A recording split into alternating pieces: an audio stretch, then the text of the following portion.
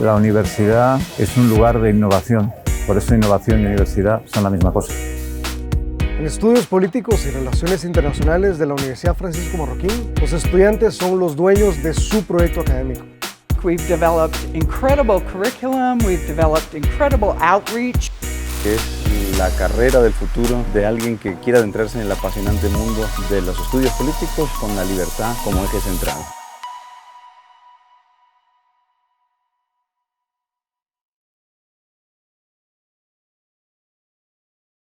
Buenas a todos, bienvenidos a este ya tercer día del Seminario Interuniversitario Virtual Batalla Cultural y Defensa de la Libertad en tiempos de crisis.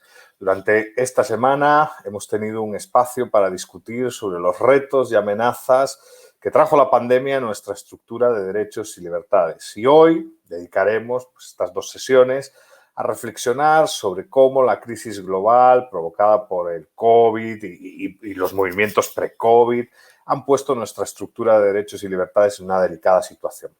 Las amenazas no solo provienen del estatismo, sino también de nuevos movimientos sociales que a través de sus acciones ponen en riesgo todo lo conseguido hasta el momento. Mi nombre es Eduardo Fernández Luña y soy profesor en nuestra querida Casa de la Libertad en la Universidad Francisco Marroquín. Y hoy, para abrir la sesión, me da mucho gusto presentar a una colega y a una amiga, ¿no? A la profesora Karen Cancinos, que va a impartir una conferencia titulada Universidad o Reducto, Academia, Grandes Cuestiones Políticas y Hegemonía Cultural. La profesora Karen Cancinos trabaja como docente de retórica de la Escuela Austriaca en el Centro Henry Hazlitt y es miembro del Seminario de Filosofía de la Universidad Francisco Marroquín. Columnista del diario Siglo XXI y de Hispanic American Center for Economic Research, ACER. Karen también es editora de la revista Apuntes de Economía y Política del Centro para el Análisis de las Decisiones Públicas, una revista histórica que en su momento generó interesantes textos. Ella es licenciada en Ciencias Políticas, es politóloga y cuenta con una maestría en International Political Economy de la Universidad Francisco Marroquín. Honestamente, me da muchísimo gusto presentar a Karen porque Karen es una histórica de los seminarios interuniversitarios y es, la verdad, un honor y un placer que nos acompañe en este último día para cerrar esta primera experiencia del seminario interuniversitario en modo virtual. Karen, bienvenida, ya sabes que estás en tu casa. Muchas gracias por animarte a participar y a impartir esta conferencia aquí con nosotros. Y como se suele decir, el piso es tuyo. Muchas gracias por todo, Karen. Gracias a ti, Edu. Qué gusto. Pues yo siempre encantada de participar en los queridos seminarios interuniversitarios. Así que, bueno, comencemos entonces. Miren, me voy a enfocar, tengo una presentación por ahí, me gustaría que se pudiese proyectar. Muchas gracias. Aprovecho para hacerle publicidad. Tengo este año inauguré blog, karencancinosgt.com, y es un blog sobre fe, libertad, ciencias sociales, cultura y posmodernidad. Esos son mis temas de estudio. Entonces, todos estos tópicos, los abordo allí según se vayan dando las cuestiones. Bien, vamos a la siguiente, por favor. Les voy a contar en qué me voy a enfocar para llegar a esta pregunta: ¿academia o reducto? ¿La universidad qué es? ¿Es donde se hace academia, que es vida académica, o es un reducto? ¿O es activismo? Para llegar a eso, entonces vamos a retroceder en el tiempo, 50 años, a los así llamados eventos de mayo del 68. Seguramente lo han escuchado, el Mayo francés, la revolución del 68, que no fue una revolución propiamente, sino un episodio, eso sí, que indudablemente ha dejado su marca y no podemos explicarnos o analizar los fenómenos de hoy sin considerar el Mayo francés, los eventos del 68. Seguramente han escuchado, y más si ustedes son estudiantes de ciencias políticas, de relaciones internacionales, de derecho o de historia, de seguro han oído estas consignas alguna vez. Prohibido prohibir, por ejemplo. O lo sagrado, he ahí el enemigo. O pidamos lo imposible. Entonces, miren, en realidad no fue, o sea, el epicentro fue París, pero estos eventos de mayo del 68 ni se dieron solo en París ni comenzaron en el 68. Ya desde un año antes, por ejemplo, en Colombia, aquí en Estados Unidos, hubo grandes protestas estudiantiles, o sea, de los chicos de Colombia, en contra de la guerra de Vietnam, la política exterior del gobierno estadounidense de ese tiempo, y la circunscripción, ¿cómo se llama cuando Edu, ¿cómo se llama cuando te llaman a filas? Eso tiene un nombre. Bueno, sí, como la reserva, como estar como en la reserva militar. militar, la circunscripción, eso tiene un nombre. Bueno, entonces protestaban contra eso y fueron multitudinarias. Fabio nos dice el reclutamiento. El reclutamiento, pues eso. Muchas gracias, Fabio, así es. El reclutamiento, ¿verdad? Bueno, ese mismo año en San Francisco hubo también tamañas protestas estudiantiles, casi todos de UCLA, pero tenían un cariz distinto estas protestas, ¿verdad? Eran llamados los hijos de las flores, los hippies. Seguramente han visto esto, ¿verdad? Amor y paz, hagamos el amor y no la guerra. Los flower children, los hijos de las flores, los hippies. Bueno, eso de este lado del Atlántico, en Estados Unidos. Ahora, si nos vamos a Europa, en Alemania, el sindicato de estudiantes socialistas, y no les estoy hablando de la Alemania así llamada entonces democrática, que estaba tras la cortina de hierro, bajo la égida de la Unión Soviética. No, estamos hablando de la Alemania federal, la Alemania occidental. Pues este sindicato de estudiantes socialistas, a raíz de la muerte de un estudiante de apellido Onesorg, entonces se desencadenaron también una serie de protestas multitudinarias en Alemania. Bueno, entonces todo esto son como antecedentes de los eventos ya de mayo del 68 en Francia y más específicamente en París. Fue una revolución sin programa, a diferencia de, pensemos por ejemplo, la revolución menchevique. Todo el mundo ha oído de la revolución bolchevique, pero en realidad en 1917 hubo dos revoluciones. La revolución menchevique en marzo de 1917 y tenía un objetivo muy claro, o sea, sí tenía un programa. ¿Cuál era el programa de la revolución menchevique? Modernizar Rusia. Ya el zar había abdicado y contaban con una Duma, o sea, un parlamento, pero no era muy funcional, ¿verdad? Entonces el objetivo de la revolución menchevique era, pues eso, modernizar Rusia y que se subiera al tren de la modernidad, porque Rusia en buena parte todavía estaba en un estado semifeudal, bueno, 6 meses después, la revolución, ya no de los rusos blancos, sino de los rusos rojos, los bolcheviques, tenía un programa.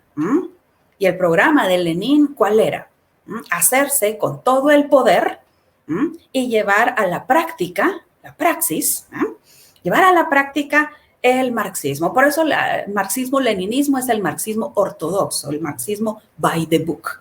O sea, pero tenían un programa. Pensemos en otras revoluciones. A ver, en nuestro hemisferio, la revolución de 1959, la de Castro, o sea, tenía un programa. En cambio, los eventos de mayo del 68, por eso la palabra revolución no es muy apropiada, pero como se usa, pues entonces la estoy utilizando también acá. No tenía programa, era una revolución, no era una revolución política con un objetivo definido, era una revolución cultural. O sea, una revolución que cuestionaba, que estigmatizaba, que rechazaba, pues eso, la cultura predominante. ¿Y cuál era la cultura predominante? Bueno, entonces teníamos un caldero con un guiso ahí de liberación sexual. Vamos contra el autoritarismo, vamos contra la universidad tal y como está establecida.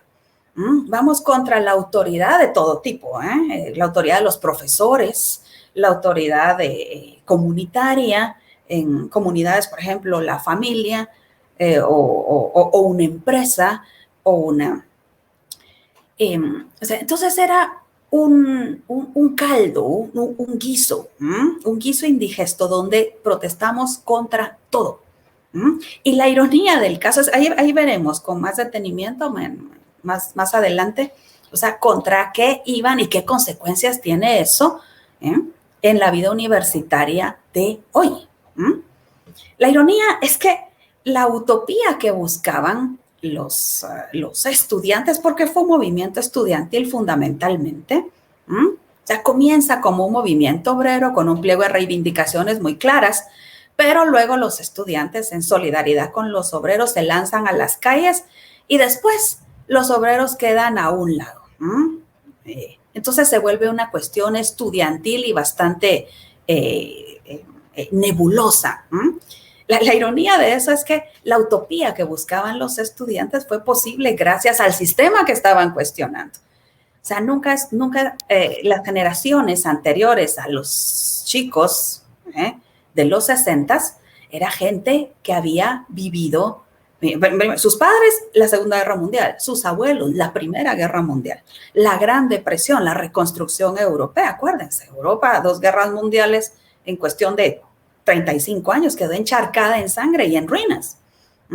Entonces los padres y los abuelos de estos muchachos sí sabían lo que era la precariedad, la pérdida, el sufrimiento, la guerra, con lo horrible que es. Estos chicos vivían, en cambio, cómodamente. Y decían, el sistema no sirve. Arremetían contra el sistema. Y un sistema que precisamente les permitía vivir como sus padres y sus abuelos no lo habían hecho y podían tener el tiempo y la comodidad y ningún problema de, bueno, qué vamos a comer o cómo vamos a vivir. Luego, eso es irónico. Y tal vez eso fue lo que indignó a un conocido marxista italiano, Pierpaolo Pasolini, que saben cómo les decía a los estudiantes a los estudiantes que protestaban, les decía, hijos de papi, esos son una bola de hijos de papi. Él estaba indignado y estamos hablando de un marxista, no crea que era un conservador o que era un liberal, no, era un marxista, un socialista italiano, Pasolini muy conocido. Él le indignaba todo esto porque decía, tengo mucha más empatía y tengo mucho más respeto por la policía que reprime las manifestaciones, no que la reprime sino que impide, digamos, que vandalismo. Tengo más respeto por los policías porque decías, los policías son hombres del pueblo. En cambio, los estudiantes dicen hablar por el pueblo y lo que son una partida de hijos de papi. Eso decía Pasolini. ¿Ok? Entonces, era un caldo acá usted encontraba consignas marxistas, consignas libertarias, consignas anarquistas, también consignas existencialistas. Habrá oído a Sartre, la vida es una pasión inútil. Bueno, era una heterogeneidad de consignas, de causas. Por eso le digo que fue una revolución cultural. Porque las revoluciones políticas han tenido un programa bien definido. ¿Ok? Entonces, no solo fue este movimiento marcado por la heterogeneidad, sino también por el extremismo. Y quizá ese sea el problema. O sea, el problema de entonces y sus consecuencias hasta el sol de hoy. Bien, vamos con la siguiente, por favor. Ahora bien, les decía, hubo una serie de antecedentes inmediatos, o sea, el año anterior, aquí en Estados Unidos, también en Europa, en la entonces Checoslovaquia. Acuérdense que hoy es República Checa y Eslovaquia, pero entonces era Checoslovaquia y estaba bajo la bota soviética. hubo protestas también en el 68, pero claro, la situación de los estudiantes checoslovacos era completamente distinta a la de los estudiantes franceses, ¿verdad? Entonces lo que acabamos de comentar no lo aplicamos a las protestas del 68 también en Checoslovaquia, porque eran protestas antitotalitarismo soviético, ¿ok? Bueno, entonces volvamos a las protestas del Mayo francés, porque esas son las que nos explican la vida universitaria hoy, sobre todo con lo que está aconteciendo en Estados Unidos. Bueno, entonces, todas esas protestas del año anterior, del 67, son antecedentes inmediatos. Pero jóvenes, esto no comenzó en el 67, comenzó en los años 20 y 30. ¿Con qué? Con dos influencias, dos desarrollos del marxismo en el siglo XX. Uno piensa en marxismo y piensa, digamos, en el marxismo ortodoxo, en el marxismo-leninismo. Si a alguien le digo marxismo en el siglo XX, dice, pues Lenin. Ese es el marxismo ortodoxo, ¿ok? Digamos, el marxismo político. Pero el marxismo tuvo otros desarrollos en el siglo XX que no fueron políticos ni armados, sino fueron culturales. Por eso cuando me dicen el marxismo cultural es una construcción de la ultraderecha, tal vez lo habrás oído, Edu, porque a mí me han cuestionado eso, ¿verdad? El marxismo cultural es una invención, realmente es una invención de la ultraderecha y del conservadurismo, a manera de hombre de paja para arremeter con él. No, el marxismo cultural no es una invención, es un desarrollo del marxismo, que no fue político ni armado como el marxismo-leninismo, o como posteriormente el maoísmo o el castrismo aquí en América. ¿Okay? No, son desarrollos del marxismo, pero culturales. La Escuela de Frankfurt y el gramscismo, Antonio Gramsci. Tal vez debía haber puesto primero a Antonio Gramsci, después a la Escuela de Frankfurt, aunque en el tiempo van más o menos, arrancan más o menos igual, en los años 20. ¿Okay? Antonio Gramsci despreciaba profundamente a los marxistas-leninistas. Lenin, por ejemplo, le parecía un vulgar matón. Entonces, él era un marxista, igual que Lenin, ¿okay? Pero lo despreciaba porque le repugnaba su falta de escrúpulos y su matonería. Antonio Gramsci decía, esos comunistas de izquierda, refiriéndose a los marxistas-leninistas, están tan perdidos como los comunistas de derecha. Así les llamaba también con mucho desprecio a los socialdemócratas, o sea, los socialistas democráticos. ¿Okay? Más que la socialdemocracia, pues es del siglo X, de finales del siglo XIX. Pero en fin, entonces Antonio Gramsci, siendo igual de marxista que un Lenin, ¿okay? O que un Eduardo Bernstein, socialdemócrata, los despreciaba, les decía, pues así, peyorativamente, comunistas de izquierda y comunistas de derecha. Esos decían no están en nada. ¿Okay? Los comunistas de izquierda con su matonería y los comunistas de derecha haciéndole el juego a la burguesía, haciendo partidos políticos y participando en esa herramienta burguesa que es la democracia electoral. Entonces lo despreciaba por eso. En realidad, Antonio Gramsci dice, en realidad a donde debemos ir es hacia la liberación. Fíjese que no es un lenguaje de libertad, sino de liberación. Hay que liberar a las masas, decía Antonio Gramsci. Entonces aquí comienza ese lenguaje en clave de masas. Hay que liberar a las masas. Bueno, ¿y liberarlas de qué? De la hegemonía cultural que ejercen sobre ellas. Por un lado, la iglesia. Acuérdense que él era italiano. Estamos hablando de Italia en los años 20, profundamente católica. Entonces hay que liberar a las masas de la hegemonía. Hegemonía es como que el liderazgo cultural, ¿ok? De la hegemonía cultural que ejercen sobre ellos. Por un lado, la iglesia. y por otro lado, la burguesía con sus valores. ¿Cuáles son los valores burgueses? Pues una ética de trabajo duro, familia, herencia, conservadurismo en cuanto a las instituciones que vertebran la vida social, propiedad privada. Entonces dice Antonio Gramsci, a las masas hay que liberarlas de esa influencia cultural que tiene sobre ellos la iglesia por un lado y la burguesía por otro.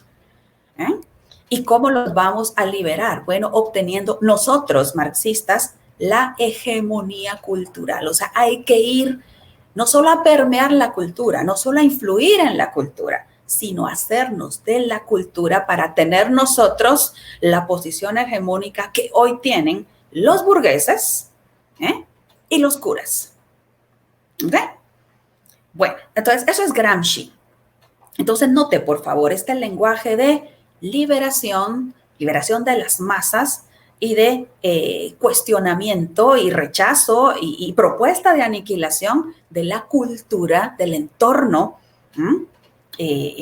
social, que es, dice Gramsci, burgués y cristiano, católico en Italia y luterano o evangélico en otras partes de Europa. Muy bien, entonces eso es un antecedente muy anterior a los eventos de mayo. Bueno, y por otro lado, la Escuela de Frankfurt. ¿Sabe que ellos son profesores? Porque aquí hablamos de un intelectualismo. Mira, es un desarrollo del marxismo en clave intelectual, académica. Eran profesores de la Universidad de Frankfurt. Por eso hoy, aunque sus exponentes están más que todo en Estados Unidos y ya no en Frankfurt, pero como ahí inició, entonces por eso se le llama Escuela de Frankfurt. A este desarrollo del marxismo, digo, es un marxismo académico, un marxismo intelectual, académico. Comienza en Frankfurt, también eran todos marxistas y la mayor parte eran judíos. Por eso es que para los años 30, acuérdense que Hitler asciende al poder en el 33, entonces es una desbandada de la Escuela de Frankfurt. Muchos se van a Suiza, otros a París y la mayor parte viene a Estados Unidos. Y en Estados Unidos es donde se reconstruye o se reúne la Escuela de Frankfurt, entonces, y tiene mucha influencia a partir desde que se acaba la guerra, ya para los años 50, la Escuela de Frankfurt era tomada en cuenta, y sigue hoy. Entonces, la Escuela de Frankfurt se caracteriza por su teoría crítica. Eso seguro usted lo ha escuchado. Hay que repensar. Yo en cualquier protesta que veo siempre algún banner, alguna que llevan repensemos lo que sea. Ese repensemos. Repensemos la universidad, repensemos la familia, repensemos el matrimonio, repensemos los roles repensemos la femineidad, repensemos la masculinidad, repensemos. Ese repensar viene de Frankfurt. Mucha gente lo repite y no sabe que así es como usted mide la influencia, joven, de algún pensador o de alguna corriente de pensamiento, en este caso la Escuela de Frankfurt, por la cantidad de gente que repite sus consignas o sus postulados sin saber que lo está haciendo. Entonces, la teoría crítica que dice, bueno, hay que analizar, criticar, deconstruir y repensar, ¿qué cosa? Lo mismo que decía Antonio Gramsci, la cultura dominante. ¿Y cuál es la cultura dominante? Acuérdense que todos son marxistas, entonces piensan en clave de hay que ir contra los burgueses, en este caso la cultura burguesa, los valores burgueses. Entonces hay que repensar la cultura dominante. O sea, pero repensarla, o sea, significa deconstruirla. O sea, lo que está no sirve. De hecho, un teórico de Frankfurt sería una especie como de héroe, de guía en los eventos de mayo del 68, justamente. Herbert Marcuse. Bueno, entonces, el problema con Frankfurt, ¿cuál es? Su ambigüedad. Porque miren, Antonio Gramsci, ya vimos que las revoluciones políticas, digamos, las revoluciones marxistas, tienen un programa bien definido. Antonio Gramsci tenía una propuesta pues más o menos clara. No nos dijo el cómo, no elaboró mucho, pero al menos, o sea, hay que hacernos con la hegemonía cultural. En cambio, Frankfurt se caracteriza por su ambigüedad. Nos dice, lo que hay no sirve. ¿Y con qué lo vamos a sustituir? A saber, pero hay que repensar, hay que criticar, hay que deconstruir. Entonces, ese hipercriticismo, ese descontento generalizado, ese arremeter contra todo del 68 y que sigue hoy, viene de esa ambigüedad intelectualista, de este desarrollo académico del marxismo en el siglo XX. Muy bien, o sea, como vemos, las influencias en los eventos de mayo y en la vida universitaria posterior, incluso hasta hoy, son influencias de hace 100 años. Entonces, no crea que esto fue una cosa del 67, salen los hippies o los estudiantes del sindicato de estudiantes socialistas en Alemania y eso es todo, that's it, como dicen los chicos. No. ¿Verdad? Esto viene de hace 100 años. Muy bien, siguiente slide, por favor, Fabio. Muy bien, entonces, miren, los eventos del Mayo francés, como cualquier episodio histórico, pues ha sido idealizado y ha sido demonizado. Y acuérdense, jóvenes, que en la vida social, pues a diferencia de lo que ocurre en la naturaleza, aquí nunca hablamos de blanco y negro.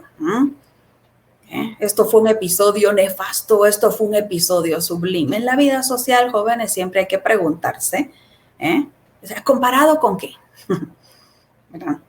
¿O en relación a qué?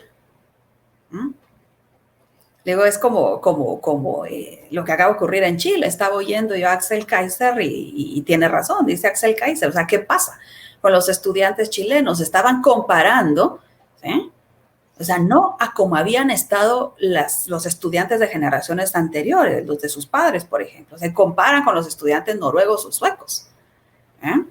Bien, entonces, volviendo acá.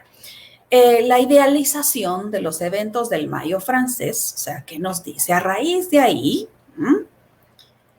se dieron la liberación sexual, la emancipación femenina, el anti-autoritarismo, o sea, una actitud anti-autoritarismos de todo signo, aunque en realidad de signo de derechas o de signo o fascistas, ¿ok? Porque como veremos luego también en esos eventos se validaron, se sancionaron totalitarismo. O sea, Mao Zedong aparecía en las pancartas junto al Che Guevara, en fin. Entonces, un anti-autoritarismo, una actitud antiautoritaria y más horizontalidad social. Por ejemplo, acuérdense que cuestionaban todo tipo de autoridad, comenzando por la autoridad universitaria, entonces nada de profesor o doctor, ¿ok? Sino pues su nombre. De hecho, pues yo somos profesores de la UFM y ya ven que, pues, ya ves, Edu, es muy, el trato con los estudiantes es muy cordial, ¿verdad? No nos dicen profesores ni queremos que nos digan así, ¿verdad? Somos muy cercanos, sí. Bueno, entonces esta horizontalidad entre profesores, alumnos, padres, hijos también, ¿okay? Empleador y empleado, pues esta se considera como una consecuencia, digamos, de quien ve con una lupa, de quien idealiza el Mayo francés. Dicen, también consiguió el involucramiento social, ya no sectario, o sea, ya no de un sector, ya no de solo un grupo en los temas políticos. Acuérdense que todo esto se desencadenó a raíz de unas protestas obreras, ¿verdad? Que buscaban mejoras laborales, básicamente.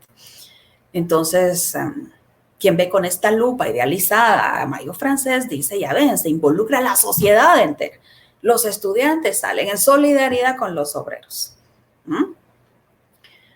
Y además, dicen, también se propicia una desconfianza hacia el poder y hacia los partidos tradicionales. Muy importante esto, ¿verdad? O sea, porque acuérdense, si nada de lo que está sirve, o sea, pues tampoco sirven los partidos políticos tradicionales y tampoco sirve el poder tal como está establecido, digamos el orden liberal. Cuando digo liberal, digo, o sea, el republicanismo, la democracia representativa, o en Europa, pues las monarquías, pero monarquías parlamentarias. ¿Ok? Bien.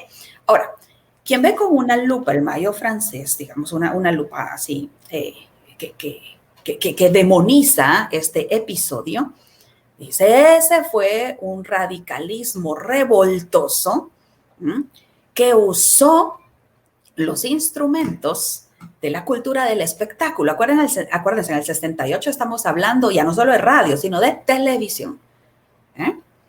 Entonces comienza usando las herramientas de una cultura del espectáculo con un radicalismo revoltoso que estableció, ¿verdad?, lo que hoy llamamos marxismo cultural. Pero jóvenes, el marxismo cultural, como les he contado, eso tiene 100 años, no es del 68. ¿Verdad? Entonces, dicen, estas revueltas incriminan las instituciones sociales, ¿verdad?, arremeten contra la cultura occidental, ¿verdad?, e inauguran una lamentable tradición de intolerancia. Digo, porque son extremistas, son radicales. Eso quiere decir que son antirreformistas. Un reformista que le dice sí al cambio social, pero gradual. Eso hay que tener sentido de proceso, hay que tener paciencia. Le digo, un reformista, o sea, nunca va a ser un revolucionario, porque revolución significa un cambio social, pero abrupto e impuesto. ¿Ok? Entonces, un reformista siempre va a ser alguien pro diálogo, consenso, debate. Le digo, un socialista reformista típico, pues es un socialdemócrata. Le dice, bueno, vamos al Congreso, al Parlamento, a la Asamblea, el nombre que tenga, y debatamos allí. ¿Okay? Propostulémonos para cargos de elección, y convenzamos a la gente de las bondades de nuestro programa en contraposición de las bondades del programa de nuestros adversarios. Digo, pero ¿eso qué significa? Significa debate, diálogo, y ya en los congresos, pues consenso y acuerdos. ¿Okay? Pero la tónica del Mayo francés no era reformista, no querían reformas, o sea, querían cambiarlo todo. ¿Verdad? Entonces, si usted demoniza el Mayo francés, dice, eso comenzó, ese episodio comenzó una lamentable tradición de intolerancia. A ver, jóvenes, sí, miren, esto pues ni idealizado ni demonizado, porque todo lo que está aquí, algo de eso hay. Como en cualquier episodio histórico, como en todo lo humano. El mercado, la política, el derecho, ¿okay?, las instituciones, o sea, todo. Como todo lo humano, pues esto tiene sus claros, sus más claros, y sus oscuros y sus más oscuros también. Bien, siguiente slide, por favor, Fabio. Veamos algunas de las consecuencias. Luego, sin usar ni la lupa demonizadora ni la lupa que idealista, que idealiza. ¿Okay? Lo que sí es cierto es que esos episodios de mayo del 68 en la VU es vida universitaria. ¿Okay? Aquí hay estudiantes de todas las universidades, ¿no? Privadas, de la universidad estatal. No sé si hay estudiantes de universidades fuera de Guatemala, Edu, eso sí no sé. Así es, también lo hay. Qué bueno, muy bien. Entonces, jóvenes, estamos hablando de las consecuencias en la vida universitaria, ¿sí? No la vida universitaria europea ni la estadounidense, sino la vida universitaria occidental. Acuérdense que Occidente es Europa y todos aquellos lugares en donde Europa ha tenido influencia. Entonces nosotros somos Occidente. Entonces América, buena parte del sudeste asiático. Occidente no es un tema, no es un concepto geográfico, es un concepto cultural, civilizacional. ¿Ok? Entonces, cuando digo vida universitaria, estoy hablando de la vida universitaria de Occidente. Muy bien. Entonces, inaugura surge a partir de ahí una nueva cultura de repudio y de indignación. ¿Ha oído los indignados? En España, en Estados Unidos, acá, los indignados. Una nueva cultura de repudio, lo declaramos non grato. Digo, o sea, de ahí surge esta cultura de repudio y de indignación que nos es tan familiar, pues surge de ahí. Bueno, ahora, ¿repudio a qué e indignación respecto de qué? Pues repudio, señores, a la libertad y a la autoridad. ¿Ok? Fíjese que dije a la libertad, porque usan un lenguaje, pero no de libertad, sino de liberación. Hay que liberarnos de, que no es lo mismo. Acuérdese que libertad es ausencia de coacción arbitraria. Si a usted nadie lo está obligando a hacer algo que usted no quiere y nadie le está impidiendo que haga algo que usted legítimamente quiere y puede hacer, usted es un hombre libre, usted es una mujer libre. O sea, libertad no es hacer, tener, ser o escoger lo que yo quiera. ¿Okay? Hay muchas cosas que no podemos ser. Yo no puedo ser hombre, por ejemplo. Me puedo hormonar y hacerme cirugías y todo, pero no voy a ser un hombre. ¿Okay? Voy a ser una mujer hormonada, operada y con aspecto masculino.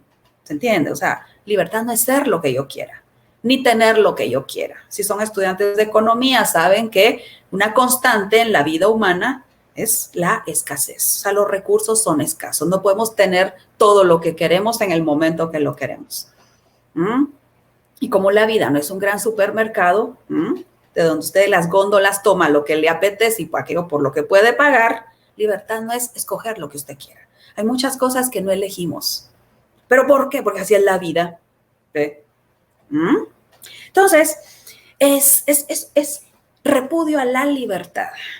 Le digo a la libertad entendida como ausencia de coacción arbitraria. ¿Okay? En este sentido, el episodio, la revolución, si le queremos llamar así, del 68 es una revolución subversiva. Subversiva es que subvierte, o sea, que le da la vuelta a algo. Es una revolución subversiva porque, señores, hay revoluciones conservadoras. Y parecía una contradicción en términos, pero no lo es.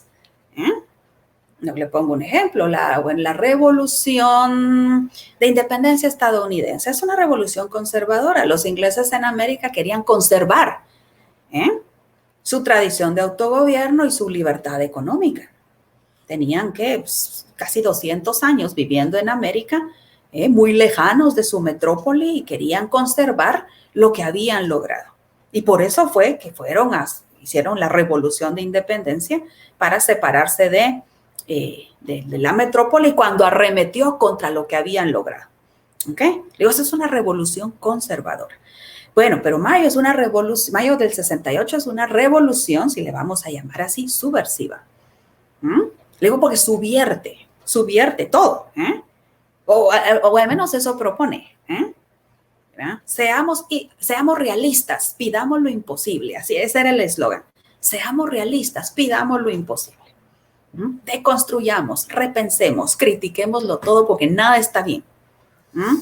Y si le mete ahí un poco el elemento de los existencialistas, digo, la náusea, la vida es un asco, mano, la vida es una pasión inútil. Bueno, entonces es repudio a la libertad como se le entiende, como la libertad clásica, si usted quiere. Le digo, para ser sustituida por la liberación. ¿De qué? Pues de todo, hasta de los vínculos que nos unen con otros. Su hermano, ¿para qué casarse? El amor libre. Le empiezan a llamar amor libre. ¿Para qué te vas a casar? El amor debe ser libre. Bueno, entonces, es también repudio a la autoridad, eso lo habíamos mencionado, autoridad de todo tipo, autoridad constitucional, por supuesto. Entonces, empiezan ese desaguisado, le digo que yo lo veo en las protestas estudiantiles de hoy. Bueno, este año no, pues por la pandemia, pero de protestas estudiantiles veo esto, ¿eh? Y llamadas a la democracia directa, ¿verdad? Los partidos nos han fallado, que se larguen todos, que se vayan todos. El socialismo, pero no una socialdemocracia, ¿verdad? No, sino socialismo revolucionario. El Che Guevara nunca falta, por supuesto, como no faltaba en las protestas de mayo. Ya les conté también que sacaban a Mao Zedong, era el héroe, ¿verdad? Y cierto culto por la violencia. Pues claro, ¿verdad? Si esas son sus figuras señeras, o sea, el Che era un partidario de la violencia como buen marxista que era. ¿Ok? Marxista-leninista. Acuérdense que el marxismo aboga por la violencia, la justifica, hace una apología de la violencia como elemento de cambio social. ¿Ok? Entonces el Che Guevara, que decía, la violencia es la partera de la historia. Ok, entonces meta usted un poco llamados a la democracia directa, mentalidad revolucionaria, o sea, de cambio social abrupto, más cierta apología de la violencia, entonces tiene el total rechazo de la autoridad constitucional, ¿okay? De la autoridad política, de la autoridad del Estado y sus representantes, o sea, las magistraturas, los funcionarios, ¿okay? Era también repudio a la autoridad universitaria. Entonces, las barricadas, que yo que eso ya no se acostumbra, pero todavía hasta los años 70, jóvenes, digo, mi papá ya murió, pues, pero fue estudiante universitario, alborotador, por supuesto, y ponía barricadas, ¿ok? Hoy ya no ponen barricadas, ni impiden a los profesores entrar al aula, por ejemplo, pero sí hacen lo que se llaman scratches.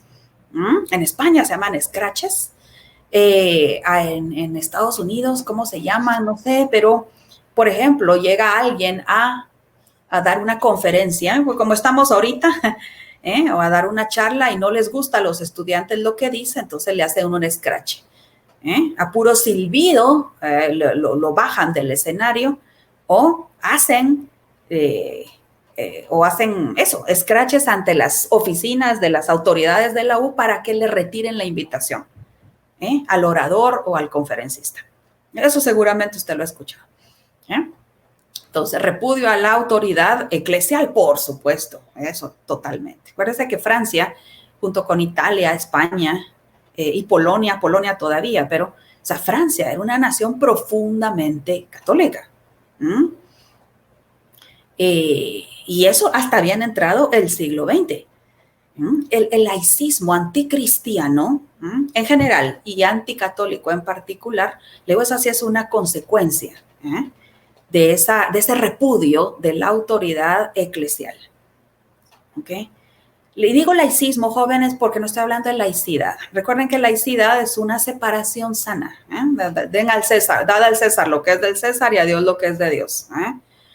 No, o sea, laicidad es una separación sana entre el quehacer del Estado y el quehacer de la Iglesia. En cambio, laicismo significa inquina, malquerencia, censura.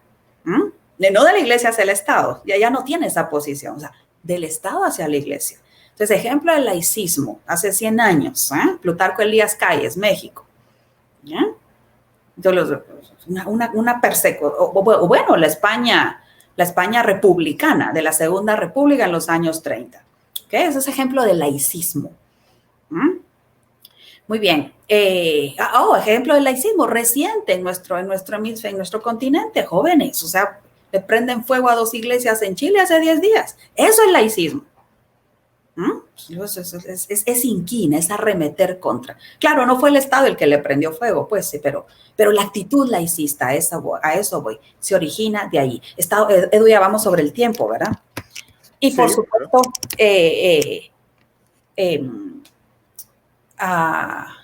repudio a la autoridad de todo tipo, del padre de familia, del empleador, del jefe, del coordinador. ¿Okay?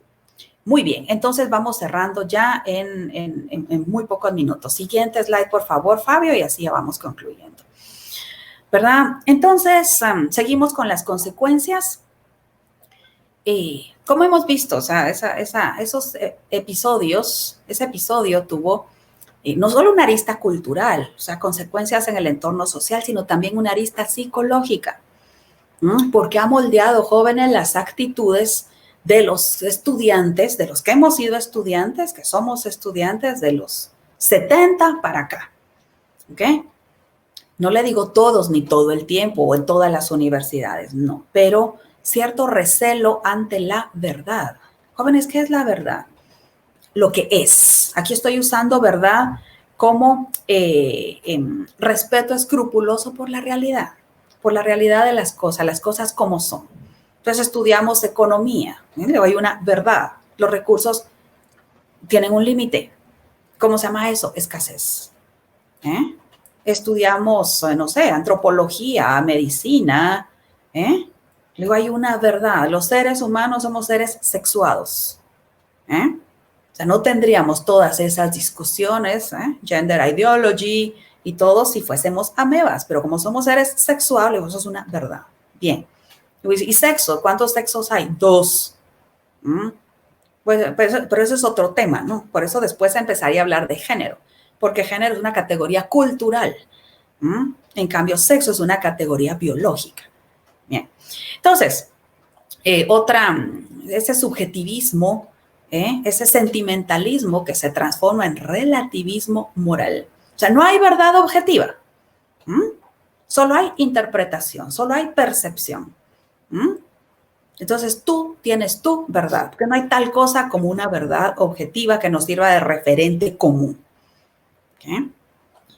También comienza cierto culto a la juventud. ¿Cuá juventud? ¿Cuá quiere decir en tantos jóvenes? ¿Verdad? Y por eso esa infantilización de la sociedad adulta que vemos hoy, en que la vejez o la madurez se considera poco menos que una calamidad, o poco más que una calamidad. Digo, hay que mantenerse joven. Vivan los jóvenes. ¿Por qué? Porque son jóvenes. Digo, ese culto a la juventud, solo por el hecho de serlo, también viene de allí, y eso tiene consecuencias, y no necesariamente buenas. ¿Verdad? Ya les conté que los estudiantes respaldaron a sátrapías, sátrapa, un dictador, totalitarias. Arremetían contra los autoritarismos de derecha, por ejemplo, el fascismo, pero no contra los sátrapas de izquierda, o sea, de los totalitarios marxistas, ¿ok? Entonces, hubo un intento, entonces, luego eso fue paralelo, no es exactamente consecuencia, ¿verdad? De unir marxismo con catolicismo, ¿verdad? La teología de la liberación. Que aquí en Latinoamérica, en Hispanoamérica, tuvo su mayor expresión, pero en realidad viene de Europa. Viene de Bélgica, esa teología de la liberación. Bien, y lo que más nos interesa acá, consecuencia, inicio de la political correctness, por eso se los pongo en inglés, la corrección política, political correctness en los campus identitarios. Entonces, modifiquemos el lenguaje. Modifiquemos el lenguaje, ya no diga, por ejemplo, black, sino diga African American. Bueno, ya está ahí, pues está bien. ¿Okay? Pero luego esa political correctness se degrada a tal punto que lo que tenemos hoy son esas políticas identitarias, de identidad. O sea, tú ya no eres persona, eres tu color de piel, eres tu inclinación sexual, eres tu preferencia de vida, eres tu escogencia vital. O sea, eres tus rasgos fisonómicos. Entonces, como si a la persona se la pudiera reducir a eso. Es una despersonalización. Eso es la política identitaria. La política de identidad. Despersonalizar a la gente reduciéndola al color de su piel o a sus preferencias o escogencias en tal o cual área de la vida. ¿Ok? Bien, concluyamos entonces. Vamos a la última, por favor, Fabio. ¿Qué lecciones nos deja? ¿Ok? 1. Los peligros de la libertad. Acuérdese, cuando muchos de ustedes, no lo sé, no los conozco, pero muchos de ustedes quizá estén en una posición muy buena, jóvenes. O sea, quizás se dedican a estudiar, no tienen que trabajar. Tienen el tiempo, los recursos y una familia que los apoya para estudiar. Y eso es muy bueno. O sea, no tiene problemas usted en cuanto a pensar qué va a comer mañana o dónde va a vivir, porque sus problemas, digamos, sus necesidades están razonablemente resueltas. ¿Okay? Entonces, cuando uno está muy cómodo, es el caso, jóvenes, de los estudiantes universitarios estadounidenses. Digo, el país más rico del mundo, es un nivel de confort. ¿Okay? La clase media en Estados Unidos son los ricos en otros países, como en los nuestros, por ejemplo. ¿Okay? Entonces, cuando usted vive en un nivel así de confort, es muy posible que se acomode y que empiece, ¿okay? Como los estudiantes del 68, con una actitud, eso, como decía Pier Paolo Pasolini, de niño de papi, de niño malcriado. Es que yo todo lo cuestiono. A mí no me parece nada, es que yo soy muy crítico. Digo, con ciertas ínfulas de superioridad moral. ¿Ok? Entonces, le digo, esos son los peligros de la libertad, los peligros de la comodidad. ¿Ok? ¿Qué otra lección nos deja? La escenografía está trasnochada. Mira, ya casi no ve ustedes estudiantes con el puño izquierdo en alto. Viva Mao Zedong. ¿Verdad? Pero sí veo gente con su camisa del Che Guevara, por ejemplo. Y aunque eso está trasnochado, esas figuras pues ya son sesenteras, sí. Pero los valores culturales, esa actitud contestataria y de rebelde sin causa, eso no es trasnochado, eso lo tenemos hoy. Entonces, digo, tómalo en cuenta, esté alerta con eso, ¿verdad? Te toma en cuenta también el clima colectivo, porque se ha desbordado desde los campus universitarios a la sociedad en general. Ese individualismo atomizador, o sea, individualismo ético, o sea, se trata todo de mí. Estamos hablando de un libertarismo, no de un liberalismo, sino de un libertarismo ególatra. Usted sabe que la tría es adoración a los ídolos, por eso es adoración, pues idolatría, adoración a los ídolos, egolatría, adoración al yo. ¿Okay? Todo se trata de mí. Hedonismo, libertarismo, ególatra. Es un clima colectivo que se ha permeado a la generalidad. Ha salido de los campus universitarios para la sociedad en general. Digo, cuidado con eso, porque ninguna sociedad tiene futuro. Digo, si la mayor parte de la gente que la integra es ególatra, hedonista e individualista en el sentido atomizador, que no tiene sentido ni de proceso, ni de paciencia, ni de decencia común, ni de solidaridad elemental. ¿Ok? ¿Se entiende eso? Entonces, jóvenes, ya que ustedes están en la universidad no es un reducto para aprender a hacer activismo. La universidad es una instancia donde se forman los líderes de cada generación. Entonces, yo le pido que sea usted eso, el líder de su generación. Que dé, no que pida, que aporte, no que exija. ¿Ok?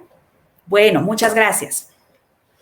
Bueno, Karen, muchas gracias por la presentación y la verdad es que hay preguntas, hay varias preguntas y comentarios, entonces la verdad es que vamos a pasar directamente en estos 7-8 minutos que nos quedan a reflexionar, ¿no?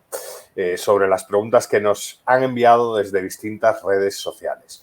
Una primera pregunta, que sin duda puede ser interesante, es, Karen, en tu opinión, ¿crees que existe una contradicción que se observan algunos autores sobre la teoría de la hegemonía gramsciana y la teoría de clases de Marx en el ejercicio de la dirección intelectual? ¿Hay algún problema ahí filosófico entre las clases marxistas y, como dice esta persona por redes sociales, la teoría de la hegemonía gramsciana, o son totalmente compatibles? ¿Qué opinión tienes en ese sentido sobre este debate interno del marxismo, verdad?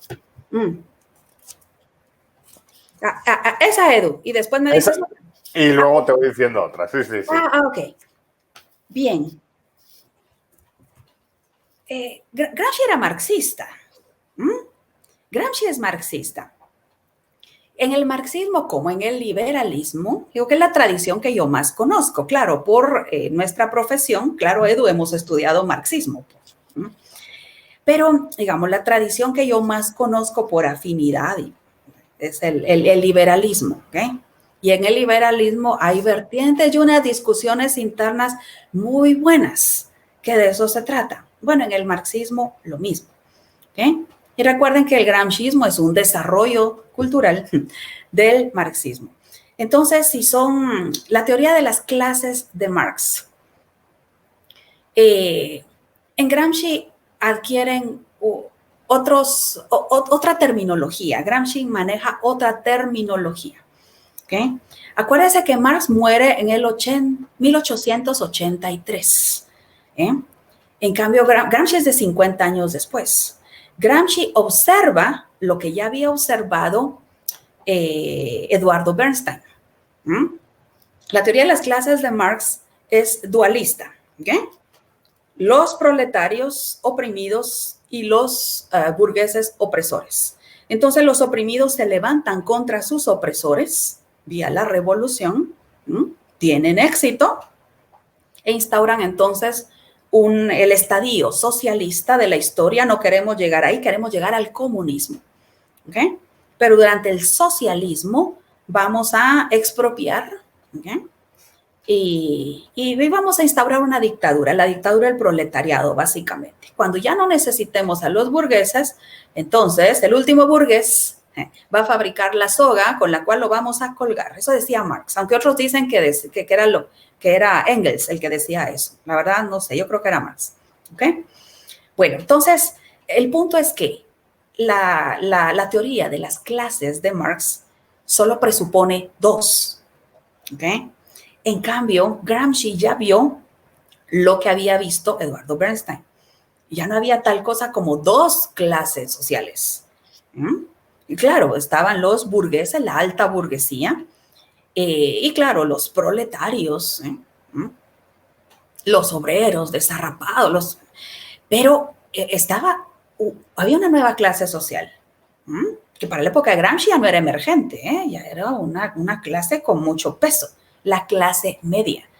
Entonces, con 3, 4 clases, hoy hablamos de 5 quintiles. Acuérdense que siempre se miden las cosas, digamos, en macroeconomía, ¿verdad? El quintil superior, quintil inferior, quintil, el cuarto, el tercero, ¿verdad? O sea, clase alta, clase media baja y clase baja, ¿ok?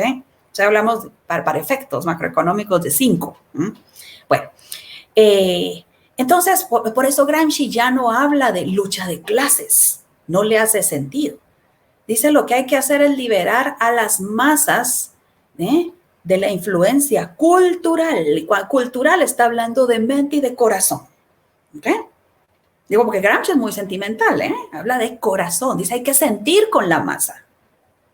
Y el órgano que tradicionalmente se asocia con sentir no es la mente, es el corazón.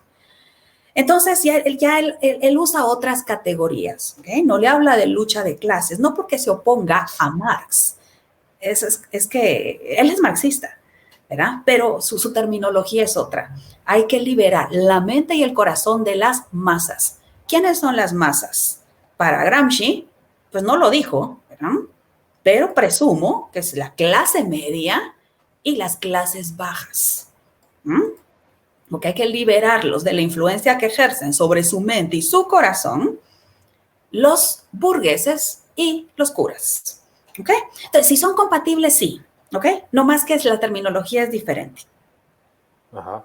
Hay otra, porque ya se nos está acabando el tiempo, pero voy a intentar hacer un mix. Y por cierto, te envían saludos, bueno, gente, grandes amigos de CADEM, ¿no? Cristina de Paz de Wolf, nuestra querida Carol Ríos. Carol. Pero hay dos preguntas. Elmer, Gerardo, que también envía saludos desde Retaluleu. Pero hay dos preguntas que voy a mezclar y con esto, pues esta sería la última, ¿no? Sí, sí. Gustavo Batalla habla de cómo llevar adelante una batalla cultural, estructural, sin caer en algunos postulados de Gramsci, ¿no? Y Carlos Lucho se pregunta una cosa muy interesante. ¿Cómo podemos evitar que el political correctness llegue a sociedades como la nuestra? Una pregunta que me surge es, ¿ha llegado a Guatemala ya el political correctness o no? Y si ha llegado, ¿cómo evitar o minimizar su impacto? Pues mire, se preguntan muy oportunas, ¿eh? Ya tengo un minuto, así que, primero, ¿cómo dar la batalla cultural? Dándola. Dándola. Miren, todos tenemos más influencia de lo que creemos. No tenemos que tener miles de seguidores en las redes sociales, ¿ok? Pero todos tenemos más influencia de la que queremos. Usted, por ejemplo, joven, no tiene idea de lo que sus actitudes o el ejemplo que da les sirve a otros, o por el contrario, les perjudica a otros. O sea, hay gente que lo está viendo a usted, sus compañeros de clase lo están viendo. O sea, usted de alguna manera da ejemplo. Bueno, pues procure que sea ejemplo positivo. O sea, de la batalla cultural. Y la segunda pregunta que era ¿qué hacer con la political correctness? Pero si ha venido a Guatemala, a la Marroquín no, porque es la casa de la libertad. Porque aquí, jóvenes, la cuestión es defender la libertad. O sea, hay una de las vertientes, no la más importante, pero tampoco la menos importante, o sea, tan importante como cualquier otra, es la libertad de expresión. ¿Okay? Si no calumnias y no injurias, no hay razón para la que no puedas decir todo lo que tú quieres. Entonces, no te dejes intimidar, no se dejen intimidar. Los hombres, sobre todo, no se dejen intimidar. Cuando digan masculinidad tóxica, o sea, ¿qué es eso? O sea, no deje que le impongan ese discurso y esos conceptos, digo, no tiene ningún sustento, de que usted, porque es hombre, es un violador en potencia. El violador eres tú, ¿ha oído? Digo, no se dejen, sobre todo los varones, no se dejen, esté orgulloso de su masculinidad. Las expresiones de la masculinidad son una belleza, la caballerosidad, la fuerza, la gentileza. Luego, sobre todo a los hombres. Que las chicas, las chicas igual, ¿verdad? Orgullosa de su feminidad. Mire, ¿quién pone el tono moral en una civilización, jóvenes? La mujer. Bueno, esté orgullosa de ese rol y llévelo a cabo. Eso, ¿verdad? Muy bien, muy bien. La libertad, no nos dejemos intimidar, porque tampoco son imbatibles. Sí, sí. ¿Te acuerdas? El enemigo que lo desanima ya le ganó, ¿verdad? No se desanime y no se deje intimidar. Eso. Gracias, Edu. Gracias a todos. Muchas gracias, Karen. La verdad es que gracias a los que nos están viendo, gracias por las preguntas, comentarios. Y bueno, a los que nos están viendo nos queda una sesión más, así que quédense en línea, aprovechen para un café, para estirar las piernas, que en 15 minutos estamos de vuelta con nuestro querido también Walter Castro, gran amigo de la universidad. Y Karen, por nuestra parte, un abrazote muy grande. Gracias por tu tiempo, gracias por esta conferencia y hasta la próxima, Karen. Hasta la próxima. Hasta la próxima, Edu. Qué gusto. Saludos a la familia y salúdame a Walter Castro, por favor, ahora que entre. Sin duda. Buenas noches. Hasta luego. Antigua is such an amazing and special place. An absolutely beautiful location. We're outside in nature. Han sido 2 días en los que hemos dado un repaso a todo lo que es la Marroquín y también un repaso a todo lo que creemos que debería ser. The Co-Creation Forum is, I think, the perfect instrument for achieving true freedom of the exchange of ideas and increasing the knowledge that we have.